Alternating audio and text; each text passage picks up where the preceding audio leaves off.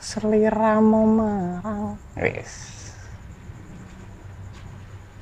embun enjang kang prasaja kang nganti sliramu tumekaning cahya.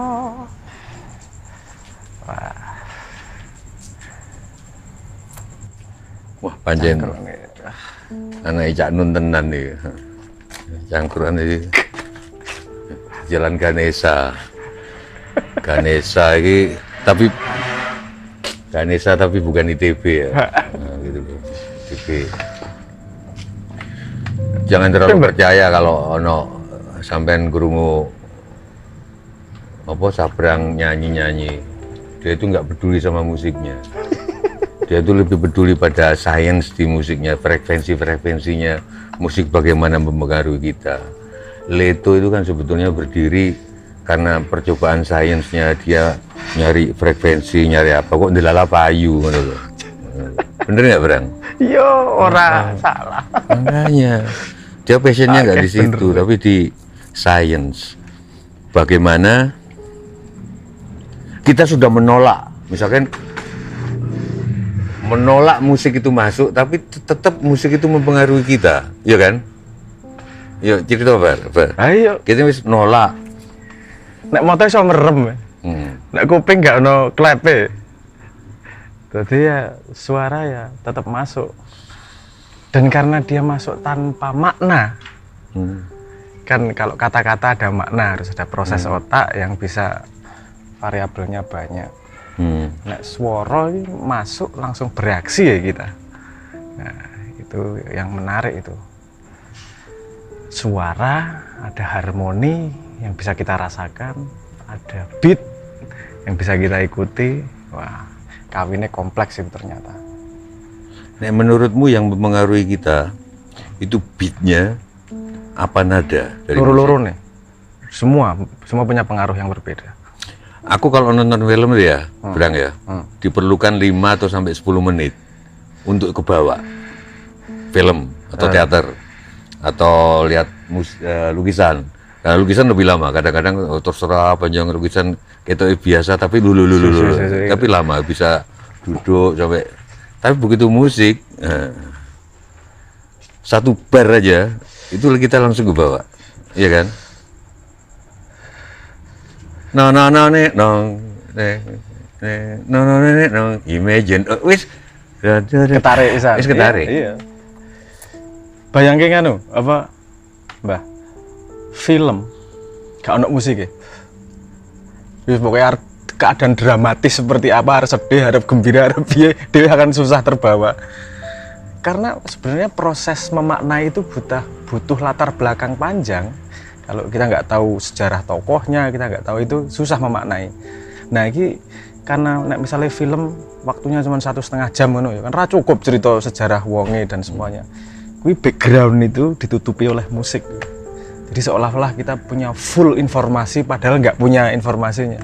Nah musik ini nutupi latar belakang informasi yang kita butuhkan untuk jadi fondasi memaknai sebuah kejadian. Musik ini aneh punya kekuatan gue, gak iso ngisi makna tanpa yang tidak bisa diterjemahkan oleh kata aja nih. Bukan bahasa deh. Kayak bentuk komunikasi sing liyo dan padet. Jadi kalau misalnya kita mau bikin film tentang calon presiden 2024 gitu ya, kan mungkin ya, kan di awalnya dia lahir di sini, dia dibesarkan. Mesti minor, wi. Oh, dia lahir di minor ya. Minor. Dia lahir di Lampung. Dia lahir di Lampung. SD sampai SMP di Lampung. Wah, terus SMA kalau nggak salah di Jogja, terus kebuang ke Kanada gitu ya, dibuang sama bapaknya ke Kanada. Itu kan perlu lama kan? Tapi si tokoh ini cuman diam aja, cuman dikasih musik, informasi itu nggak terlalu penting. Nggak terlalu penting. Rasanya itu minor. Wow. Ini musiknya horor, augmented gitu, chordnya, harmoninya. Wih rasanya kok aneh ya, serem ya ini. Ini rada miring ya. Jadi nggak memberi fondasi nuansa yang kita terjemah kita di makna kemudian. Ini kekuatan musik. Ampuhan Jan. Atau justru menetralisir. Jadi ada sutradara yang bilang, sutradara lama gue durung lahir, mungkin namanya Teguh Karya. Jadi pembunuhan misalkan, yang semula sadis, dengan intensi musik tertentu, bisa nggak sadis, gitu loh. Gitu loh. Karena jadi ada conflicting informasi gitu. Conflicting yang beatnya nggak ngasih kekejaman, tapi visualnya ngasih kekejaman. Ini yang ditompo gitu. Musik ternyata. Mik signalnya itu di Ternyata kepala, jadi kacau dalam tanda petik. Mata ini kok romantis ya? Iso ngono kuwi. Ono sing mati di romantis. Ono, iso. Jadi orang kok ya misal Soal mateni, ya. tak kasih tahu. Kalian tahu nggak hal yang orang yang paling tragis di dalam wayang itu? Namanya Abimanyu. Wow, oke. Dia itu hidup di bawah bayang-bayang ayahnya, Arjuna. Ayahnya Jakumana, sampai waktu perang Baratayuda dia nggak mau dalam komando bapaknya. Dia mengstay sendiri, menggok mati. Kowe yang ngono. Ngerti. Jadi Arjuna kuwi bersifat beringin dengan segala. Jadi bagus, tapi segala hal yang di bawahnya jadi nggak tumbuh. Mati. Neng anaknya Arjuna lah ya ono akeh to. Akeh ada Irawan. Iya Bambang Irawan, Abimanyu, macam-macam lah. Ya, nek Abimanyu tapi Abimanyu sing nglairke Parikesit kemudian jadi fondasi peradaban berikutnya. Tapi dia tuh matinya kan tatuaran keranjang kok mati landak itu loh. Iya betul. Kemana-mana karena dia sudah dipesan sama Kresna untuk ikuti komando ayahnya gitu loh. Jadi gak enak yang bapak gue ngomong dewe ngono. Ini tinggal musiknya iki. Musiknya Leto. Musik Leto. Ya antagonis apa protagonis itu tergantung background musiknya iki, cerita Abimanyu iki.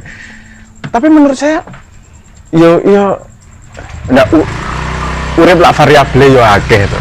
Ya enggak bahwa satu contoh itu bisa diambil ning kontra example contoh kontranya kudune yo ono lah.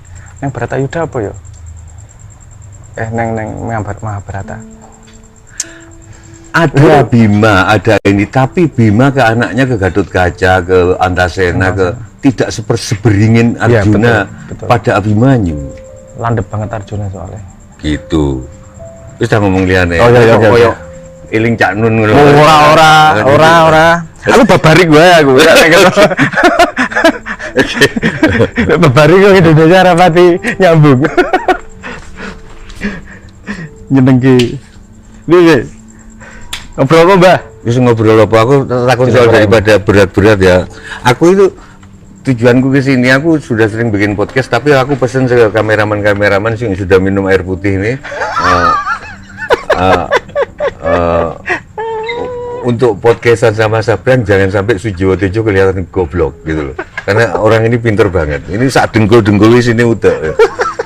Jadi ini Bang,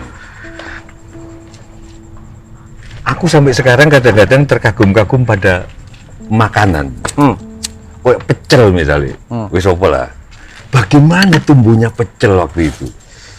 Terus kok bisa jadi masyarakat? Kan pasti orang nyoba kan, ono iki ramban iki tiga iki, kok gak enak. Waktu itu belum ada medsos, kok bisa terus sana, terus akhirnya punya kesepakatan bahwa ini pecel. Menurutmu gimana? Aku punya, tapi kalau menurut Sabran tinjauan ilmiahnya apa waktu itu? Nanti kita akan ngomong hal lain-lain dari sini. Kuwi nek madane ono sing jenenge meme. Coba meme.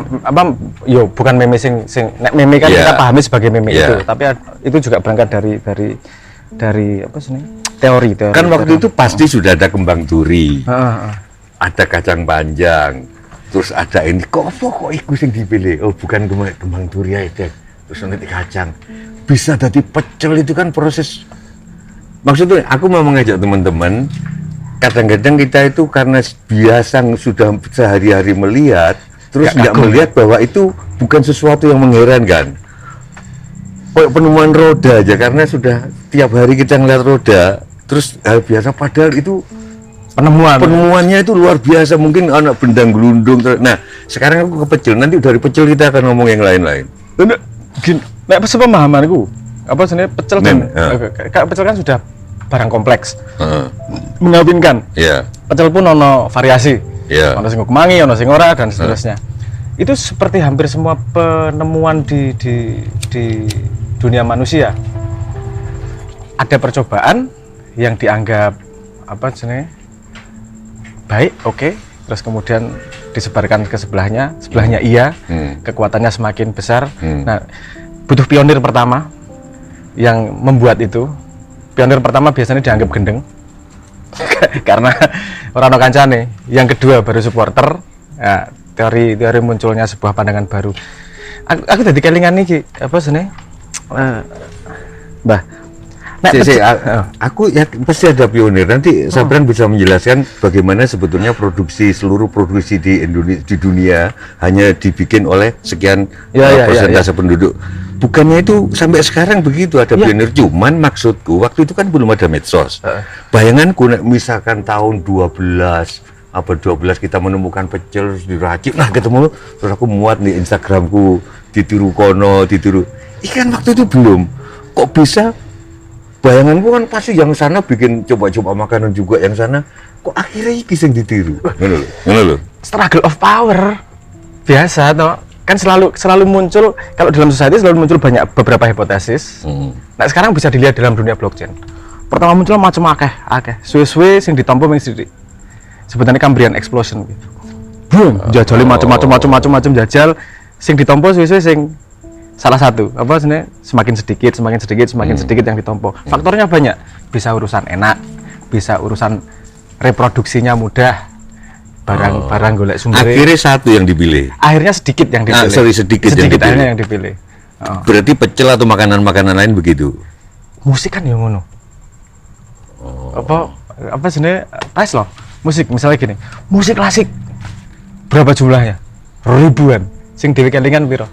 Apa komposer besar klasik? Simfoni 9. Paling 5 atau Simfoni 40. Ya. Oke. Air on G string. Furalis misal. Iya. Paling terkenal Furalis lah. Oke, bisa. Misal itu. Paling 5 komposer nih yang didengerin. Padahal akeh banget. Oke. Satu komposer ini karyanya berapa? Ratusan juga. Sing dilingi paling ya 5. Jadi memang ada natural hierarki yang terjadi seperti itu. Seleksi alam. Nah, oke, hal lain lagi tentang pecel. Menurut sampean, munculnya pecel Ponorogo, terus pecel Kediri, pecel Nganjuk, itu orang-orang Nganjuk waktu itu berusaha untuk iki identitasku, atau terus Kediri kalau nggak salah nggak pakai kembang turi kalau nggak salah, aku nggak, mungkin Blitar, pecel Blitar. Kenapa kok ada kekhasan? Nah, itu dicari atau gimana? Natural, menurut saya menatural. ATM, amati teori modifikasi. Misalnya kenapa tidak populer makanan Eropa di Indonesia? Banyak yang seneng mungkin. Neng kan sing gawe ya sedikit, yang bikin sedikit karena bahannya berbeda, prosesnya tidak familiar dan seterusnya. Biasanya kalau ada ide dasar terus kemudian diadopsi di daerah lain, sumber daya yang banyak di daerah itu kemudian iso masuk ke produk itu, yang susah jadi keluar, ya proses evolusi natural. Bisa nggak juga karena kebiasaan? Sangat bisa. Nah, misalkan orang Padang, kita nggak usah orang Padang lah, seenak-enaknya steak masih lebih enak rendang. Bisa, ya kan? Bisa. Banyak temanku yang sudah kuliah tetap mulai yang rendang. Wih, ono ngene barang. Ada gini juga, faktor gini. Sebutannya acquired taste. Acquired taste. Ojo ketok pinter banget. Tadi ketok goblok. Oke. Aku jadi nganggo istilah ngene. Oke. Bukan nang pinter, ben sing ngrungokke nek arep riset lebih jauh ono kata kunci sing nang. Apa istilah? Acquired taste. Apa sebenarnya selera yang diadopsi. Ada contoh penelitian gini. Bayi ketika lagi belajar ngomong, itu dia bisa mengeluarkan suara dialek seluruh dunia. Corong cangkeme iso metu apa saja. Tapi semakin dewasa, suwe-suwe medok. Suwe ra iso ngomong Inggris meneh. Suwe-suwe dialek yang apa Islandia nggak bisa, dialek yang mana berkurang karena dia dengerin dari orang tuanya, acquired, diambil nih taste-nya, apa namanya, seleranya, mana yang biasa paling banyak didengar, dia replikasi, yang nggak pernah dia dengar hilang suwe-suwe. Jadi menungso ada ya area-area yang memang punya mulainya sangat lebar, kemudian dikecilkan oleh pengalaman dan lingkungan. Kayak selera ilat kayak mau. Anek lahir mangan dari kecil seneng karo apa? Rendang. Dipakani steak, makani pizza. Ya ingatan bayinya rendang ya. Dari kecilnya tumbuhnya otak iki wis terstruktur oleh rendang. Jadi ya balik-balik paling enak ya rendang. Karena tidak hanya soal makanan mungkin. Soal memori. Soal kenangan. Mungkin jadi faktornya jadi tambah, tidak hanya soal rasa tok. Mungkin ada faktor itu juga. Ya kenanganku tentang kematian dibentuk Roma Irama. Suatu saat pastikan datang. Ayo jangan SD loh. Oh, pokoknya aku ini Roma kematian. Aku dibentuk lah itu. Ngono lho. Mau kan beda-beda kuwi. Maksudnya bentuk EV. Nah, nek kelingan karo Pak. Agar ketemu ayah inget beat gitu. Ayah. Dalam sepinya bapakku ini anakmu kini sedang menanggung beban. Jadi dibentuk sama Ipit aku. Udah awakmu dibentuk. Iya. Iya. Jadi yo bahwa natural progresi yang tadinya nyoba 1000 yang bertahan 5 itu hal yang sangat biasa di mana-mana. Wes, gue ndelok statistik penjualan buku, ndelok statistik penjualan musik, ndelok statistik film, itu yang gagal itu jauh lebih banyak daripada yang berhasil. Itu nature dari semua pekerja kreatif. Jadi Indonesia ngongkon masyarakat kreatif, aku selalu ngeritik gue. Sik to ora kabeh itu kon kreatif. 1. Nomor 2, pekerjaan kreatif itu high risk high return. High risk. Indonesia pas leto ning Jakarta. Band di Jogja itu aku gawe statistiknya. Aku sama teman-teman bandit waktu itu muter di apa sebenarnya studio latihan nyateti band. Kita mandek di 2000 band yang Jogja itu zaman itu. Yang sampai Jakarta 5 lebih kan hari itu gue. Yang berhasil tadi, yang gagal ya jauh lebih banyak. Itu semua pekerjaan kreatif punya sifat seperti itu mesti. Jadi balik mana yang pecel sebetulnya mungkin banyak bakal yang kalau di Sonda jadi karedok. Nah pertanyaanku di dunia pendidikan, kenapa pendidikan kita kok jauh-jauh? Misalkan dari SD. Bayanganku gini, Bang. Kalau di SD itu guru-guru ngajarin apa yang ada di dekat itu dan mendidik anak-anak untuk melihat yang semula sudah dianggap biasa terus nggak biasa, tapi dari dekat loh. Misalkan Wong Ponorogo ngajari SD tentang asal usul pecel Ponorogo. Dari situ dia menelaah, oh ternyata untuk punya pecel itu harus ada unsur apa curiosity atau apa orang lihat ada di alam, ada. Dari situ dia meninjau perang Diponegoro. Bener. Dari situ dia meninjau Ratu Kalinyamat. Dengan anak-anak sudah terbiasa pecel ini sebuah proses. Kenapa kok pendidikan nggak gitu aja gitu? Pendidikan juga korban itu. Yang dididikkan oleh sistem kan kalau kita ngomong sistem formal berarti kan ada sistem pendidikan. Itu kan kita juga adopsi dari sistem pendidikan. Kan ada sistem pendidikan yang muncul setiap komunitas kan mesti ono. Kita ada dengan pesantrennya, belajar karo kiai kayak belajar karo wong pinter apa nyantri dan seterusnya. Kemudian ono asram kalau di India. Asram. Terus kemudian ono sistem pendidikan formal kalau saiki ketika revolusi industri Prancis padha karo pecel. Ndi yo sing bertahan yo. Nah, ketika yang bertahan yang sistem itu. Yang sistem itu kita adopsi, kita jerok ke apa masyarakat kita tanpa kita berpikir impactnya. Aku jenis setuju banget. Nah, makanya kalau kita nggak usah pecel lah, apalah ngelihat apa aja di daerahnya sendiri. Misalnya SD di Jepara itu ngelihat munculnya ukiran Jepara.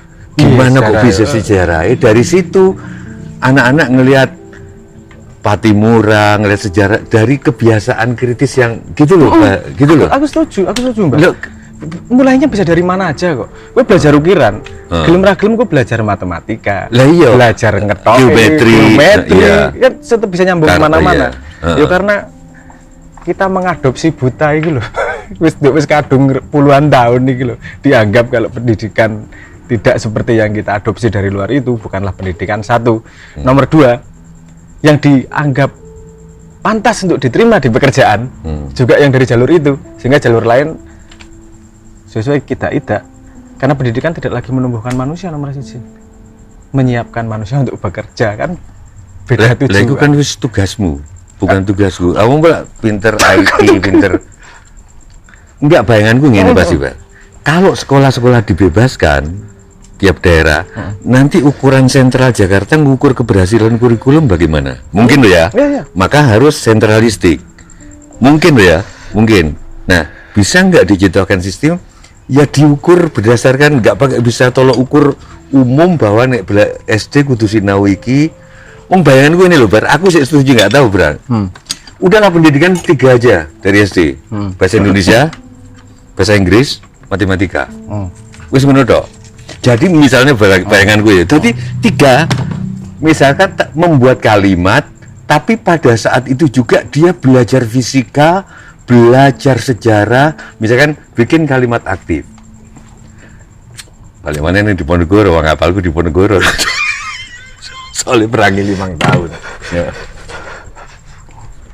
Bikin kalimat aktif. Di Ponegoro menunggang kuda yang bernama ini. Bisa, itu sudah dia dapat pelajaran bahasa Indonesia, dapat pelajaran sejarah. Kuda di Ponegoro tingginya sekian, gitu loh. Maka dia di Ponegoro ketika naik, itu fisika. Ya, gitu loh. Iya, agree. Nah, itu ono teori nih. Iya. Gini. Ojo angel-angel, kamu kita goblok kok. Yuk. Ini demi mendukung pandangan jenengan nih. Enggak, di situ sejarah dapat. Iya. Bener. Bahasa Inggris, bahasa Indonesia, matematika, bahasa Arab kok nang langgar-langgar ya. Saya setuju. Gini, ada pelajaran yang perlu disistematika dengan rigid. Ini pelajaran yang berhubungan dengan komunikasi. Tadi bahasa Indonesia, bahasa Inggris, matematika itu untuk komunikasi, itu penting untuk rigid itu. Tapi di luar itu, ono sing jenenge piramida efektivitas belajar. Belajar neng kelas, lecture, itu efektivitasnya 5%. Ilmu yang tertransfer. Aku iso salah ya, audiovisual 10%. Diskusi itu 50%. Jadi diskusi ngobrol iki ilmune sing tertransfer sampai 50%. Ngajari wong liya itu bisa sampai 90%. Jadi nek jenengan tadi kan gue tertarik opo, lainnya akan ketarik. Itu salah satu yang paling efektif karena itu sebutannya sebagai contextual learning. Ya udah, belajar contextual learning. Ya udah, kalau gitu salah satu tugas di SD dia juga harus ngajar si anak ini, ngajar orang tuanya. Aku setuju karena kalimat sodo kuwi kan ada 5. Kalimat sodo Jimate Pandowo kuwi. Kalimat pertama nek kowe pengen pinter ngajaro. Ngono. Bener ta berarti? Iya, modern karo lawas nyambung kok. Bener. Enggak, karena logik, enggak tahu nih logik, katanya ada 4 tingkatan logik. Oh iya. Enggak tahu nih logik yang mana. Kan dengan kita mengajar kita nyerapnya kudu tenanan kan? Betul loh. Itu iya, logika sing ndi? Itu logika logika second order itu. Jadi Sabrang itu mengatakan bahwa semuanya itu logis. Agama itu logis. Banyak yang bilang kalau pakai logika itu namanya filsafat, kalau pakai iman apa-apa itu agama. Tapi saya dikasih tahu sama Sabrang ini logis, semuanya logis. Tapi ada 4 tahap. Apa ya, Brang? Iya. Modern gitu. Oke, pentahapan logika. Yeah. Ngomong logika tembak, logika. Itu sebenarnya ada formal klasifikasinya. Ada disebut sebagai zeroth order, logika level 0. Itu logikanya statement. Kayak warna hijau. Pokoknya statement. Cuman statement. Mbuh bener mbuh salah, tapi dia sudah bisa membangun statement, itu logika level 0. Logika aku Pancasilais itu logika apa? 0. Oh, cuman statement ya? Statement toh. Oke. Statement. Aku nggak nyindir sopo-sopo gitu ya. Terus logika 0. Logika 0. Oh, itu statement kok. Aku NKRI. Aku NKRI. Oh, logika 0 itu statement tok kok. Yeah.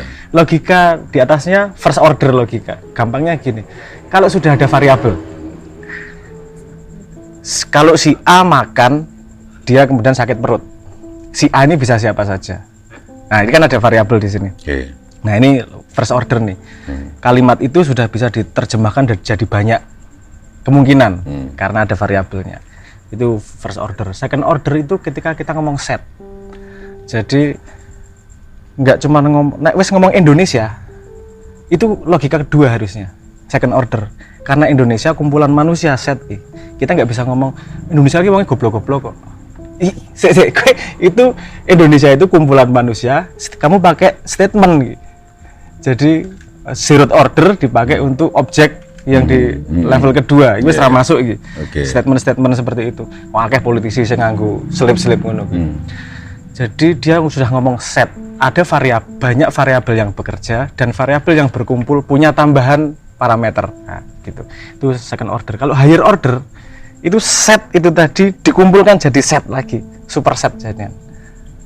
Set of set itu namanya higher order logic. Higher order logic. Itu ngomongnya wis ora gampang. Wis nggak bisa pakai kalimat, sudah tidak mudah menggunakan bahasa manusia, bahasa sehari-hari sudah tidak mudah karena anak kalimatnya mesti akeh.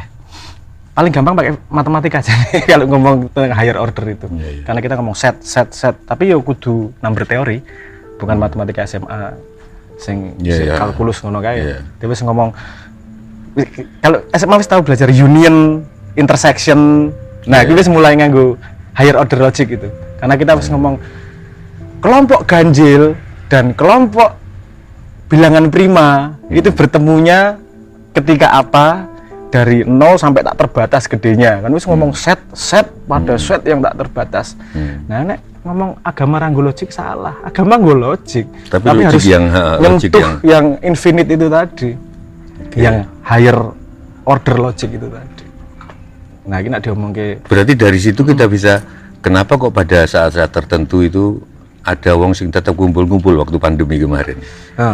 Mungkin bisa nggak logik itu, justru logik. Mereka pakai logika agama. Mungkin ya, ono sing misalkan sholawatan tetap loh, iki kuman, iki anu Tuhan, ya apa gini dia nggak kumpul-kumpul. Ada logika gitu kan? Bisa. Makanya dari segi mereka logik kalau menurutku. Iya.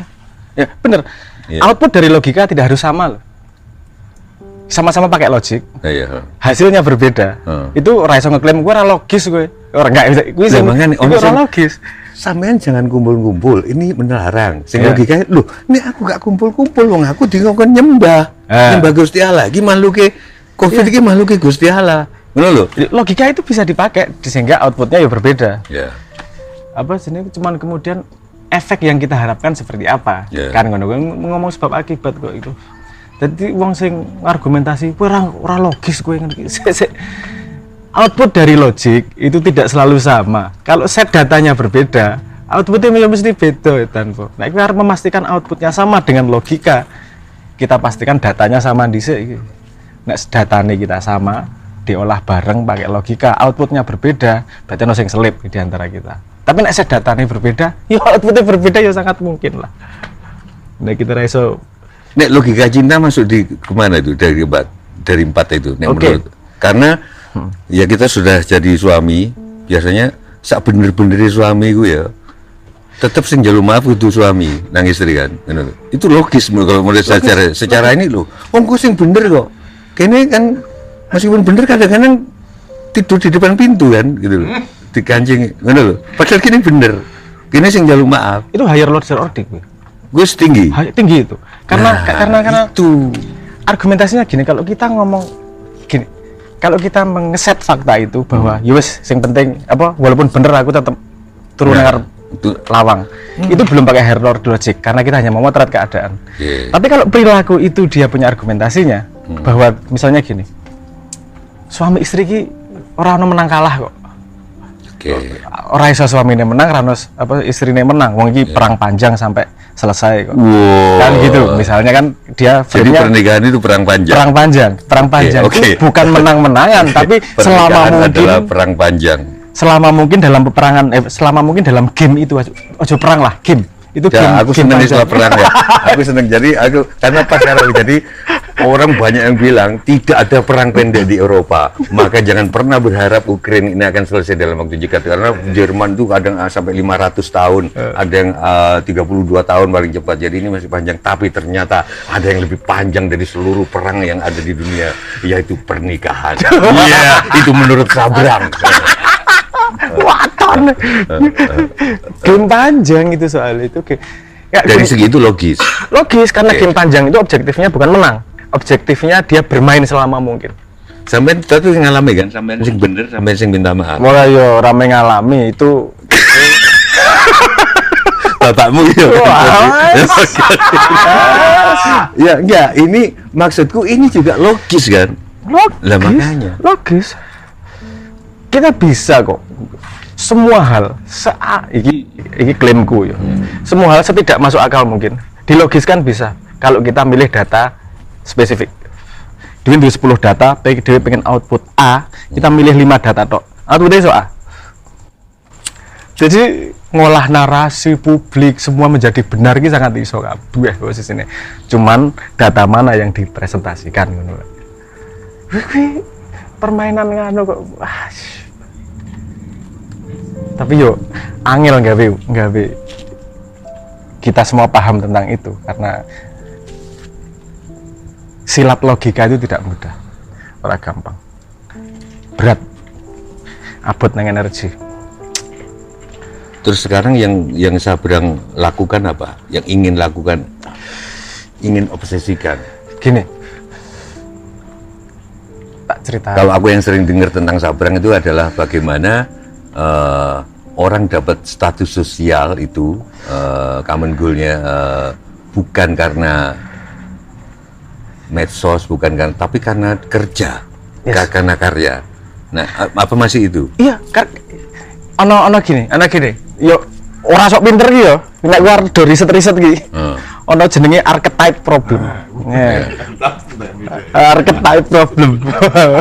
Lho, problem ning society, problem ning organisasi iki tipene iki paling ning 5 apa 6. Ono sing jenenge tragedy of the common. Tragedy of the common. Nah, tragedi dari kebersamaan nih. Dan saya sangat takut Indonesia bukan sangat takut, dan saya melihat Indonesia pada jalur itu. Contohnya sederhananya gini, tragedi of the common itu. Ada saat danau, ada 4 nelayan, semua ngambilin ikan. Nelayan A sukses, dia beli kapal lebih gede, jala lebih besar. Dia ngambil ikan lebih banyak lagi, sukses. Yang lain nggak terima, beli juga teknologi lebih canggih. Terus lomba banyak-banyakan ngambil. Lama-lama ikannya habis, semua mati. Ya itu, lu kabeh rebutan jigo, mati kabeh iki. Terus kemudian untuk memastikan ini tidak mati, kan harus ada kelihatan nih, sopo sing balik kiwak ke danau. Nek kabeh rebutan jigo, kita semua mati.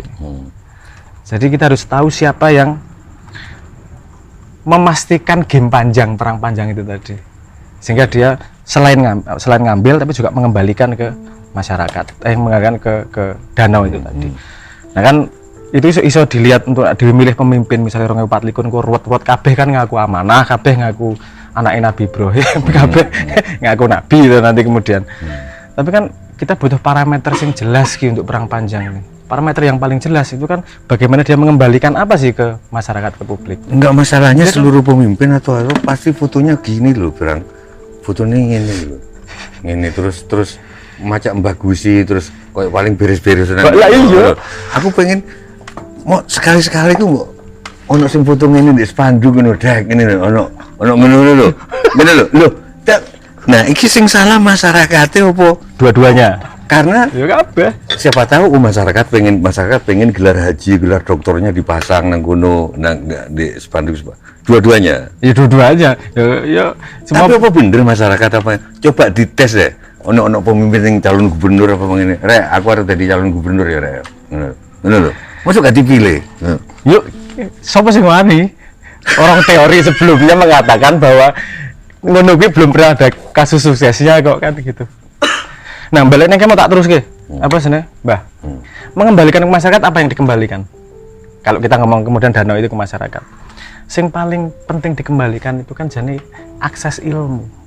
Karena hanya dengan ilmu kita iso ngedhekke iwak di dalam laut itu. Karena kita memberi kesempatan pada banyak orang untuk bisa memproduksi ikan-ikan di dalam danau. Jadi kudu di set up pendidikan nasional sing murah iki. Kan gitu intinya. Piye iso gawe set up pendidikan murah sa Indonesia? Nah, problemnya neng pendidikan ini iki. Pendidikan iku larang. Karena aku kudu bayar karo institusi. Padahal urusannya ilmu loh, itu urusan institusi. Aku pengen gawe ngene. Apa, Mbah? Kowe iso bayar neng gurumu atau kowe iso bayar dengan ngajari wong liya? Pay forward atau pay up. Dadi nek kowe ra duwe duit, cara bayarmu ngajari wong liya.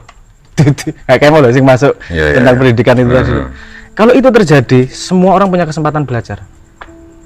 Karena tidak terbatas oleh duit meneh, tapi terbatas oleh energi dan niat ki. Oke, kalau nggak bayar apa fair, Apa? Bram? Kalau nggak bayar, banyak orang yang bisa berusaha jadi pengusaha atau jadi apa karena sekolah. Gini, bukan kalau kita menghilangkan nggak bayar sama sekali ya nggak fair. Ada proses pembayaran. Kan ada pay up. Tidak semua orang juga iso ngajari wong liya no. Oke. Mesti ono sing iso bayar ki. Bayarin neng sopo? Bayarin neng pool bersama kan gitu. Lagi kemudian kita ngomong mekanisme ekonomi yang rada kompleks ini. Tapi intinya bagaimana menyediakan akses ilmu kepada siapa saja karena semua ilmu semua orang punya masalah.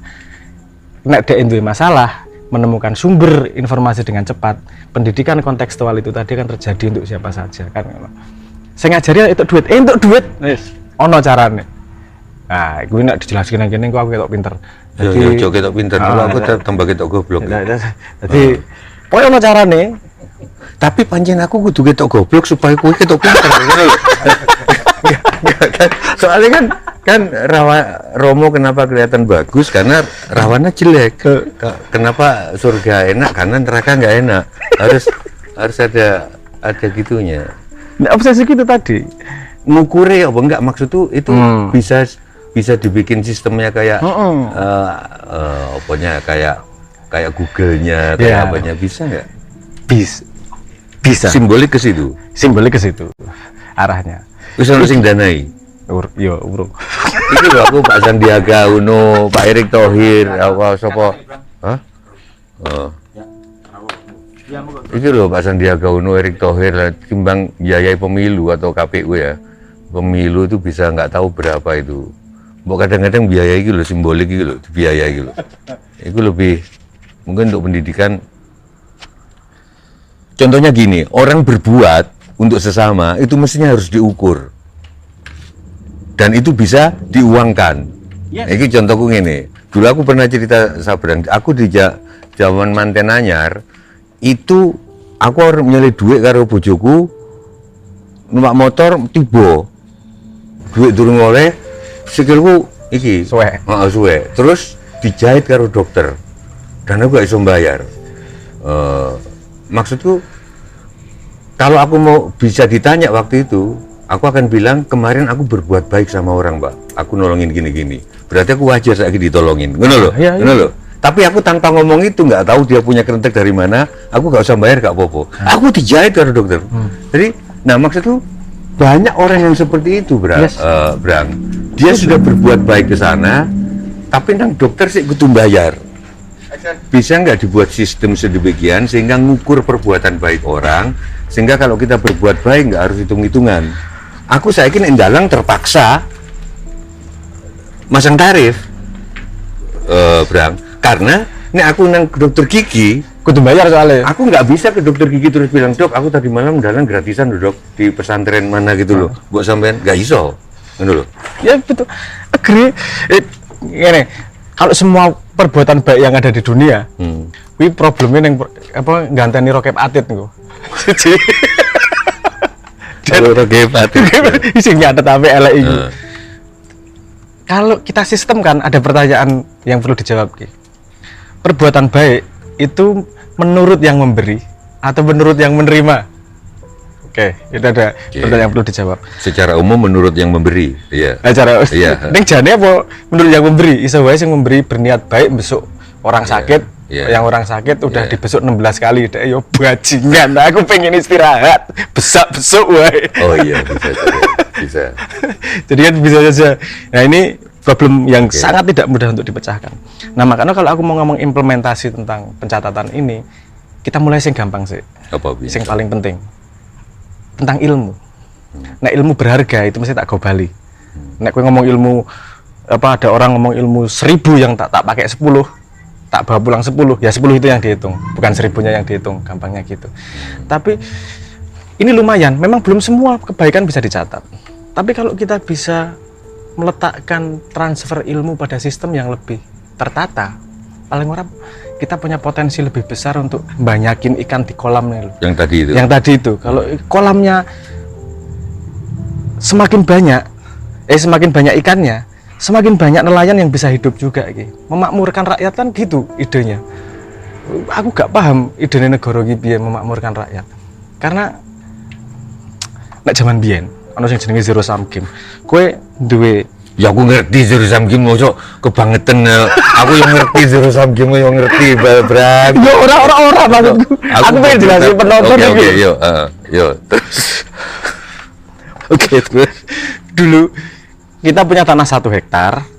Kita punya hasil 5 ton. Untuk kita pengen punya hasil 10 ton, kita harus ngambil 1 hektar milik orang lain. Oke. Totalnya tetap sama, tapi punya aku jadi lebih besar. Itu game yang kurang adil tuh kemudian, karena rebutan tanah. Nah, kemudian datang teknologi dengan ilmu gitu.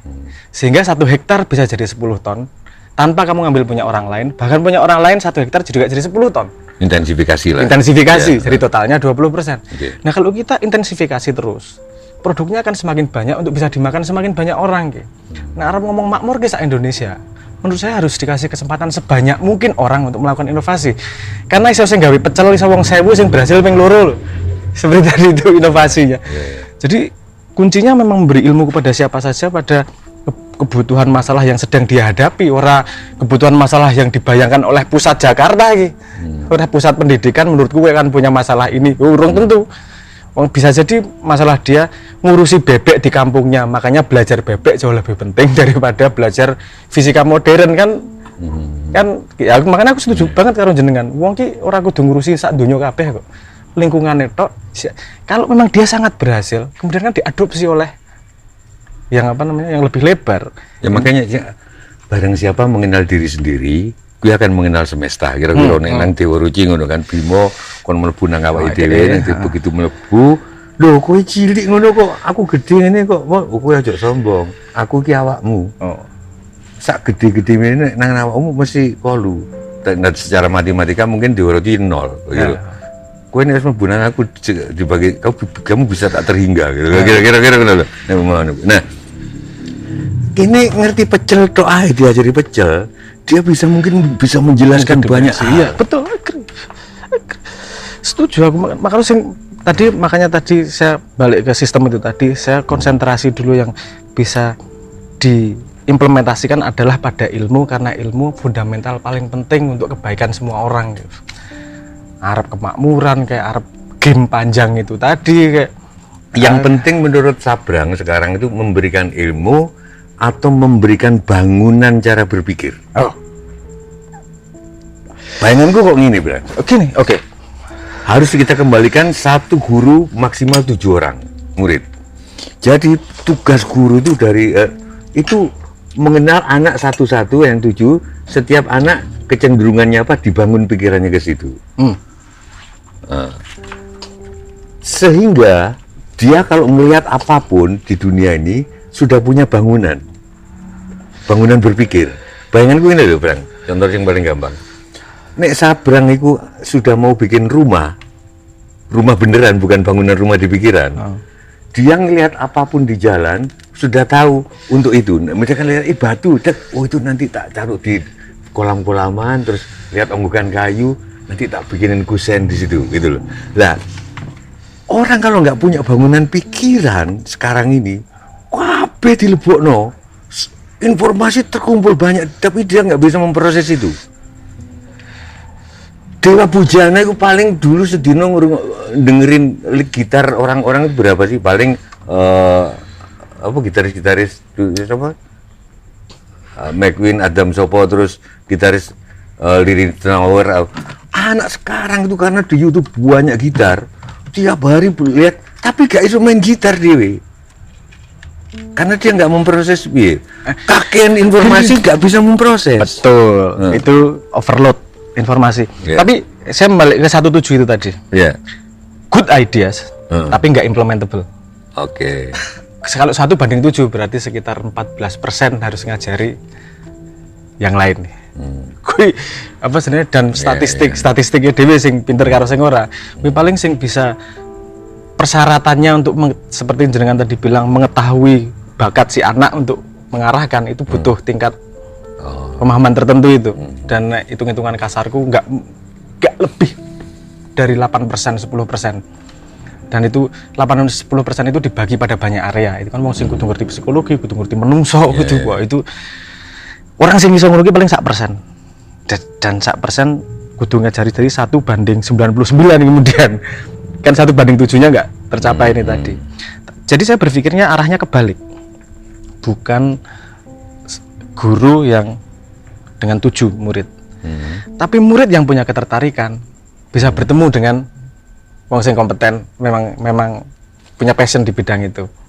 Nah, kalau misalnya Dewa Bujana itu tadi, Dewa Bujana kan karena passionnya dia, karena memang dia seneng nang kono ngulik tenanan di situ. Nek cah saiki punya masalah dengan, wah iki istilah meneh iki. Diminishing return of choice. Diminishing return of choice. Nek jenengan DKI prasmanan 1000 panganan. Yang terjadi kita nggak memilih, random, kakean pilihan. Nek siji yo misuh rano pilihan lain. Jadi maksimal kalau penelitian ya nih, maksimal yang bisa optimal kita pilih itu nek pilihannya antara 5 sampai 6 tok. Sementara nek YouTube pilihannya kan iso ratusan ribuan ya. Nah, kalau kita bisa mengarahkan kepada 5 atau 6 yang memang sesuai dengan dia. Dan ini iso ketemu wong sing beda-beda iki, 5 atau 6 sesuai dengan dia. Pendidikan akan lebih efektif nih. Jadi dhek sing ketemu karo goleki wong 5 karo 6 ini. 5 karo 6 ini di apa sebenarnya? Disisir gimana caranya? Homofili dengan orang yang satu interest. Hanya orang pertanian yang tahu siapa ahli pertanian, hanya orang kesehatan siapa yang tahu ahli apa expert di bidang kesehatan dan seterusnya lah. Kalau kita sudah punya hierarki kompetensi itu, mereka bersedia ngajari. Sehari 15 menit cukup. Karena ono sifat gini juga nang internet. Asinkronus. Jadi pembelajar dan guru itu tidak harus bertemu pada waktu yang sama. Si guru sing takon iso takon pagi hari, sing jawab iso wengi. Sing dia mendapat jawabannya besok kan bisa. Itu yang membuat internet sebenarnya sangat efektif untuk belajar. Cuman wahana itu harus menyiapkan semua informasi selebar mungkin. Jadi sapa wae menyediakan diri lah. Gila aku di perspektif, aku di ilmu ngene iki. Tak jak aku nyet 15 menit wae sehari. Tapi nek wong 1000 kan wis akeh itu. Kalau ada wahana seperti itu, si anak punya masalah, kebutuhan dia adalah mencari informasi. Contextual learning itu tadi. Dia akan tumbuh dengan sendirinya. Tapi Brang, mencari informasi dia sudah kayak pergi ke supermarket, tapi dia sudah punya daftar apa yang mau dibeli. Iya. Kalau bangunan pikirannya, makanya contoh, ketika aku mau bangun rumah, aku ngeliat apapun, aku asosiasikan ke rumah. Oh, aku nggak butuh kae. Oh iya, aku pot gue apik di. Nah, informasi juga gitu. Aku nyari gitar yang kira-kira ada pentatoniknya. Kalau enggak, aku nggak mau buang waktu. Ngono loh. Tapi ono ndok PT, Mbah. Iya. Apa sebenarnya hubungan ndok karo PT? Iya. Untuk dia punya frame berpikir, dia harus punya cukup informasi untuk dibangun sebagai frame. Jadi dia cah cilik mulainya mesti tidak punya frame duluan nih. Dia membangun frame berdasarkan pengalaman, percobaan. Kalau cah cilik loh, cah cilik kan anak kecil belajar jalan itu tidak diajari sopo-sopo, tapi dengan experience. Jadi nggak perlu dibangunkan bangunan pikirannya, frame-nya nggak perlu dibangunkan oleh guru. guru men-trigger sebenarnya karena Lah. guru nggak bisa membangun. Oke, men-trigger maksudku. Men-trigger, oke, men-trigger. Karena Heeh. sapa sing Bali kuwi? Balawan. Topati. Aku bayangkan dulu nggak tiap hari di depan laptop ngelihat lik gitar para pakar-pakar di YouTube itu. Paling deks, tapi jadi dirinya. Kita dengerin Topati itu dalam beberapa, aku tahu itu Topati. Dak, aku tahu itu Bujana. Tanpa sudah punya kepribadian di. Nah saiki arek-arek saiki bendino terus gitarane dhek endi. Tapi gini Mbak. Ngono lho. Tapi gini Mbak. Balik ke pembicaraan kita awal tadi. Zaman itu Tohpati, Bujana dan segala macam itu, tokoh-tokoh gitar dewa gitar itu, sing belajar kira-kira berapa ribu? Bahwa yang muncul 3 itu kan melu-melu hukum kayak maaf sih. Iya. Melu hukum itu tadi. Anak sekarang mungkin kok ngono karena kita bisa ngelihat sosmednya. Ketok sing sinau 1000 kok ora dadi apa-apa to. Itu secara natural aku yakin. Engko paling ora 1%, 2% munggah dadi tokoh di situ. Nggak ada tenanan. Itu kan pertarungan di dunia spesifik itu. Jadi nggak apa-apa. Nggak masalah, bukan problem ini. Problemnya tuh pada gini kok, ketersediaan informasi dari yang kompeten, kurasi informasi loh. Oh. Masalah internet iki koyo kubangan, sing apik karo sing elek iki sok-sok ora konangan. Iya. Wong dislike nang YouTube dilangi kok. Oke. Kita nggak bisa ngelihat pendapat publik bahwa dek iki apik apa ora toh. Dislike dihilangi, Iya. yang kelihatan cuma like. Kita kehilangan kemampuan untuk kurasi, wis informasinya sebanyak ini, kudu kurasi, baru kui.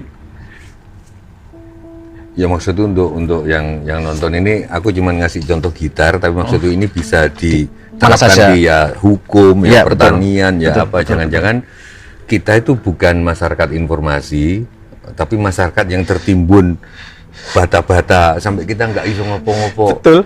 Ngono lho. Aku setuju iku. Ngono. Aku setuju iku. Bahwa kita kebanyakan informasi sampai kemudian jadinya nggak kurasi. Wes lah sak ketemune lah. Sak ketemune tak cekel. Makanya butuh sistem manajemen informasi. Nah, kalau itu berlaku di bidang lain kan mengerikan, Bang. Berlaku di bidang hukum, anak-anak hukum, sarjana-sarjana hukum, sarjana pertanian, nggak cuma gitar, kabeh Loh. mung kebaan. Mungkin banyak orang pinter tapi sebenarnya nek istilahmu itu cuma ngepul informasi aja, tapi tidak pengepul. Kalau kita melihat statistik bahwa kasus yang paling cepat digarap adalah yang trending topik, itu sudah menunjukkan bahwa trending topik lagi diurusi. Nah, itu piye? Sorry, aku bukan ngenyek dokter Indonesia ya. Tapi seingatku aku ini goblok. Dokter itu adalah kayak SIM untuk izin mengendara, untuk izin mengadakan penelitian lebih lanjut. Kebanyakan di Indonesia, sorry, dokter itu karya terakhir disertasi itu. Habis itu nggak ngapa-ngapain. Dan dari sekian dokter, Brang, aku mau paling ketemu 1,0 sekian% sing nek ngomong iki dokternya ketok. Aku pernah ketemu dokter ekonomi di pesawat. Dia nanya tentang wayang ke aku, tapi mungkin karena disiplinnya udah dokter di sini tentang Ramayana, sampai aku, oh iya yo. Dia nanya soal, tapi dia pakai pisau dokternya. Ya. Iku dokter menurutku. Nyenang Sampai ya? aku dulu, oh iya yo. Aku belajar. Kebanyakan dokter. Nah, pengenku uang-uang sing jarang seperti itu. Menurut jenengan dokter satu Iku dokter ekonomi. Berarti dia kan bisa loncat kemana itu, saja, ya. karena sudah pakai pisau. Ya, Dia karena wis takon dadi frustasi. Romoyono itu loh. Sampai aku geragepan pisau analisisnya tentang mandep. hubungan sin. Tapi dia, nah gitu loh. Nah, ini tadi balik tadi. Kalau mau membentuk frame berpikir anak-anak, apa anak muda misalnya pengen membentuk frame berpikirnya, kalau secara natural dia kan mencoba merefleksi yang dianggap tinggi oleh society. Oke. Oh, kayak idola society, tak copy frame berpikir dia, tak berpikir perilakunya, seterusnya, dan lama-lama frame berpikirnya teradopsi. Nah, cara efektif untuk membentuk frame pikiran si anak-anak itu, gawe wong-wong spesial seperti itu naik menjadi mercusuar, men sing didelok wong-wong kuwi. Nah itu medsos nggak melayani itu. Kalau sekarang metode yang sekarang ya ora, Melayani yang sisanya itu yang. melayani yang populer. Nah sekarang dengan kebijakan yang Eropa itu, yang melarang apa cookies atau apa itu, yang algoritma iklan privacy. Privacy. Itu berarti kan sudah bagus, enggak? Arahnya udah bagus. Bagus, tapi bukan spesifik memecahkan masalah ini. Oke. Dia memecahkan masalah dodolan data itu. Oke. Data wong diambil Ya. ngawur dan ada yang diadopsi di Indonesia kok. Sepemahamanku ya, kayaknya dulu ada kasus di Eropa, mantan pacarnya kemudian punya foto-foto nggak beres, terus kemudian diposting di internet. Keluar peraturan bahwa kalau si orangnya minta dihapus, pokoknya semuanya dihapus, karena melindungi korban ini tadi. Privacy. Nah itu kan diadopsi sama Indonesia, sehingga yang punya berita korupsi bisa narik. Asli. Punya hak untuk narik semua datanya dari internet. Negaramu, Mbah. Wah, aku negara Janjuker loh. Siap. Itu gak jelas Janjuker sih enggak, Maya yo enggak. Simbol Maya yo enggak. Jadi hal lain. Awakmu gak duwe WA ya? Punya. Oh, tapi jarang HP-an juga. Ya lumayan, sering. Aku orang anti teknologi plus. Tapi ini masalah fenomena. Aku menghadiri sidang dokter itu beberapa kali. Sampai sekarang tambah kesini kok tambah nggak sakral ya, Brang ya. Itu sidang dokter, itu guru besarnya pada main HP semua itu. Kemarin. Serius, minggu lalu ini. Rektornya juga. Rektornya memimpin sidang ini. Jadi promo Vendus ya, yang mau yang calon dokter yang pidato itu promo Vendus ya namanya. Yang, pokoknya calon dokter pidato semua pada main HP. Ini di Jakarta, perguruan tinggi terkenal. Ini fenomena apa menurut? Fenomena menyedihkan. Yo, lu bukan. Ini kalau Ahmad Dhani juga nggak setuju main HP. Tapi gini, ada yang pembenaran ini. Dulu kalau orang tua ngomong kita nggak main HP. Ada sidang dokter atau pengadilan kita nggak main HP. Tapi pikiran kita kemana-mana kan. Belum tentu ngedengerin itu. Nah, kalau main HP kan jelas terang-terangan gitu loh. Mikirin, itu fakta yang benar, tapi bukan argumentasi untuk bisa membenarkan perilaku. Iya, faktanya memang bisa seperti itu. Tapi itu bukan berarti kemudian HP-nan apa sebenarnya bener juan. Menurutku itu masalah etik, kredibilitas. Kamu menganggap dunia keilmuanmu sakral atau tidak? Nah, kuen dalam hidup manusia sepemahamanku kan pasti ada tingkatan ki. Ono hal sing kudu sakral banget ki. Oh nek urusan iki aku pokoknya sakral ki. Nek rano sing sakral yo dan harapan kita kan gini. Tonggak pemegang ilmu. Ya ini bagian dari tonggak pemegang ilmu. Ilmu adalah center dari society. Pemegang ilmu yo kita harapkan etiknya, standar etiknya yang paling tinggi lah. Apalagi pada urusan yang memang dia sendiri mensakralkan itu. Kalau ternyata itu tidak sakral juga, tahu kerungungan ora? Aku nyebut jenenge ya salah satu dokter neng UI nih salah. Salah satu akademisi neng UI sing buka dalam tanda petik bosoke pendidikan Indonesia di level itu. Enggak skandal citasi. Jadi rank akademisi itu kan dari berapa jurnal dan berapa di site berapa kali, disitasi berapa kali. Itu sebenarnya H index, indeks H. Nah, nang Indonesia ini DE meneliti dan kemudian konangan, aku gawe citasi yo. Gawe citasi yo, GB dan banyak besar persen. Sehingga pendidikan kita juga yang kita sakralkan itu sebenarnya kualitasnya juga dalam tanda petik diragukan dunia menurut beliau lah. Apa meneh dhewe sing disakralke? Apa meneh sing bisa dadi kantolan iki? Enggak, aku kadang-kadang ya enggak bisa ini, Bang. Bahkan kadang-kadang aku mikir ini loh, Soekarno sing podium. Kadang-kadang aku mikir ini, orang kalau Soekarno ngomong, hujan pun dia akan motong pelepah pisang dan payungan gini gitu loh. Cuman kadang-kadang aku mikir ini, iya zaman dhisik, saiki arek-arek masih HP-an juga. Kalau Soekarno ya maaf untuk keluarga tapi kok saya percaya kalau Bung Karno ngomong sekarang pun mereka akan main HP. Wong sutradara sekarang kalau aku tanya kenapa dalam sekian detik itu film sekarang itu harus ada jeder-jedernya. Kalau enggak penonton main HP. Atensi span-nya pendek. Nah, menurutku gini akarnya. Otak kan sumber penderitaan. Wah, samsara. Otak itu sumber penderitaan. Otaknya bengong sidik menderita loh itu. Mikir masa lalu menderita. Ingat apa menderita. Sehingga dulu sebelum HP ono minuman untuk menumpulkan otak, menerakelingan apa sebenarnya penderitaannya. Obat-obatan segala macam. Sekarang HP menyediakan itu juga. Ra iso bosen sidik buka HP. Utek ora tertarik sidik buka HP.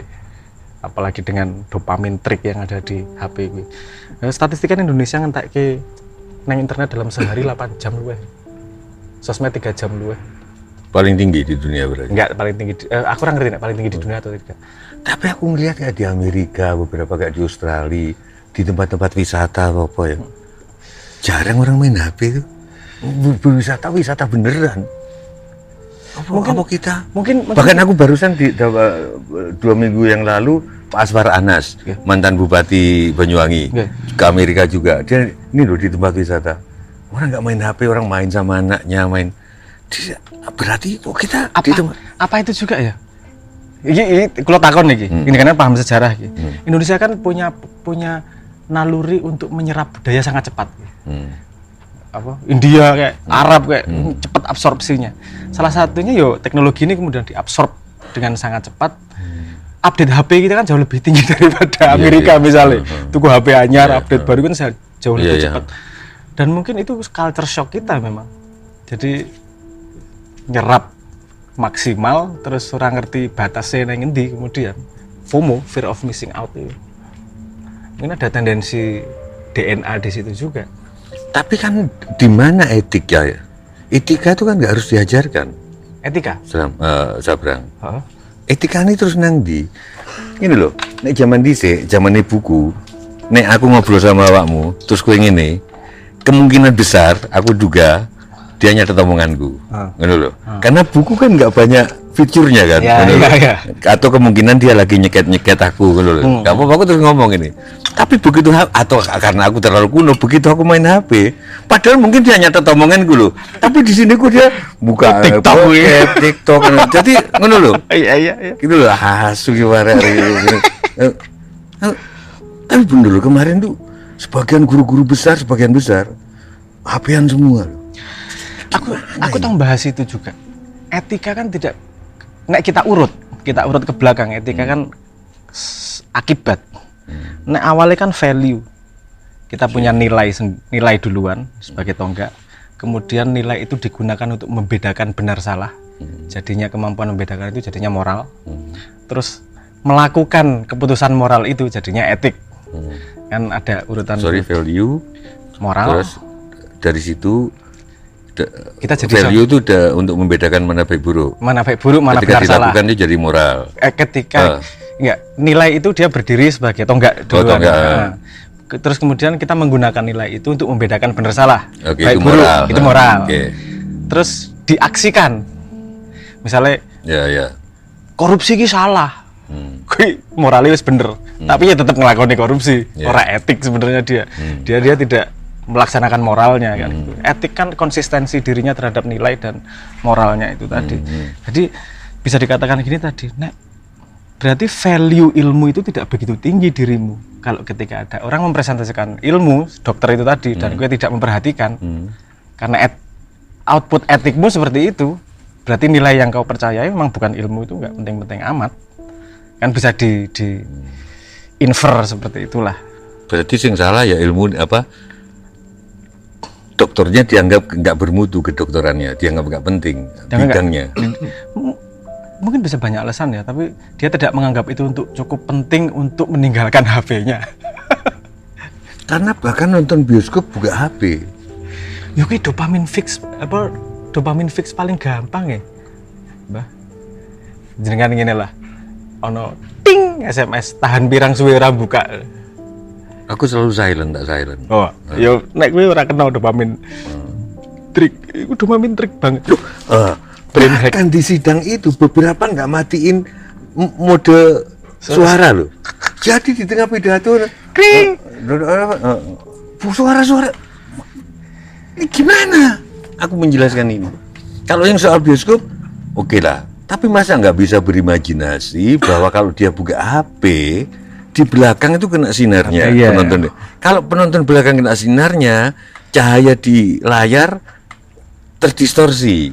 Padahal noto lampu itu dari scene 1 ke scene 2 itu berjam-jam.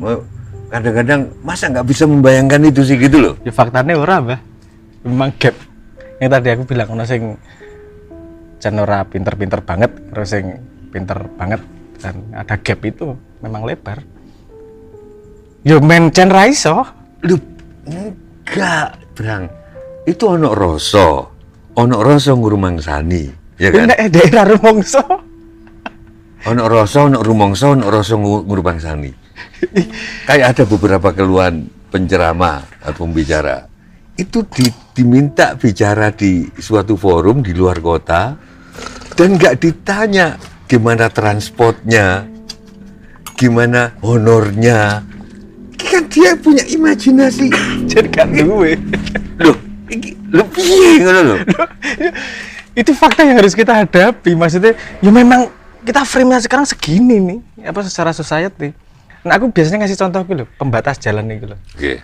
Pembatas jalan itu garis, marka jalan itu konsep yang kowe menungso sederhana, jangan melewati. Karena itu hak wong liya membahayakan banyak orang gitu. Tapi faktanya itu dikai tahu agar tidak melanggar barriernya fisik kok. Karena nggak jalan abstraknya. Harus ditabrak pakai fisik. Nah, itu kita diskusi itu sekarang. Ayo. Kita mulai sejajar kita podo-podo pinter ya saya kira. Gini. Manusia itu makhluk simbolis. Aku sama Teguh Ostendrik perupa yang lama di Jerman. Kalau makhluk simbolis, harusnya marka jalan cukup garis, nggak putus-putus. Ya. Dia nggak akan nyebrang karena simbolis. Ya. Tapi karena sudah selesai manusia sebagai makhluk simbolis, perlu DKI beton. Ya kan? Berarti sebetulnya pembangunan beton di tengah jalan itu menghina manusia sebagai makhluk simbolis. Oke, nggak, pertanyaan sekarang gini. Kenapa kok waktu ada bendera laskar apa gitu dibakar, kok pada marah? Padahal kita sudah selesai, itu kan cuma simbol bendera. Kok marah?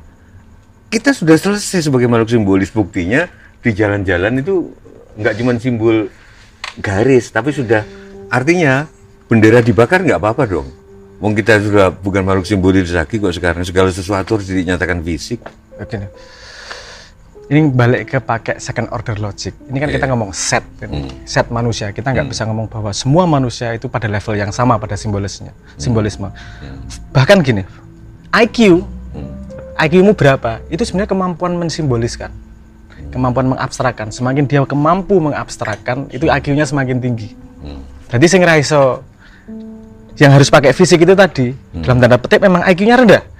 Aku nggak menghina, nggak seperti apa ya, ini menyambungkan konsep itu tadi. Nah, gini, perilaku itu tidak selalu pakai IQ, kadang-kadang bisa pakai doktrin. Anak didoktrin terus-terusan.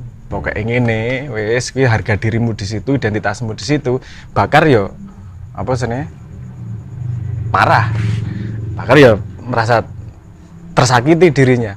Bukan urusan simbolismenya, karena dia sudah dengan doktrin dia mengasosiasikan identitasnya dengan simbol-simbol spesifik. Karena urusannya doktrin dia nggak lebar simbol ya, nggak semua simbol, tapi simbol spesifik yang didoktrinkan tersebut. Ada beberapa mekanisme yang bekerja gitu. Jadi yo sebenarnya dia berlaku terhadap simbol, tapi dia aware simbol itu karena didoktrin terus-terusan.